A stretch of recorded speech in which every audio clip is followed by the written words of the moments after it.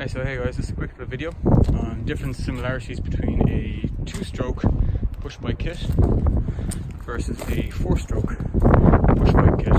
So without getting into too much details, personally hands down I prefer the 4-stroke push bike kit because there's literally zero maintenance of this engine at all. I mean, I've jerry-rigged a fatter tyre on the back as opposed to the original fixie tyre on the front because it just wasn't able to handle that much torque from the engine. As well as where I live, back roads, it's kind of handy, especially cobble stone pavements like this.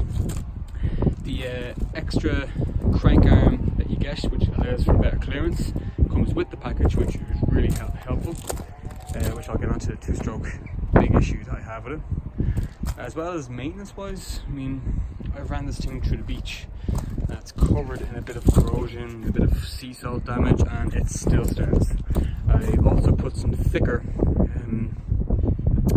fuel cable on it, just to help. As well as took off the original muffler, and this is actually off a 2-stroke 26cc Baja. So I just kind of mounted onto it to give a better sound as well as more snug, compact look. Overall build quality of this bike is just a black standard fixie. I mean, so the original black tyre came off a mountain bike, so I had to only use one sprocket. That's the sacrifice you make when you put it onto a mountain bike. And even you can see all the corrosion, all the crap and all the gunk from the sand and the beach, and I have not cleaned it once. It still starts. In fact, let me just show you.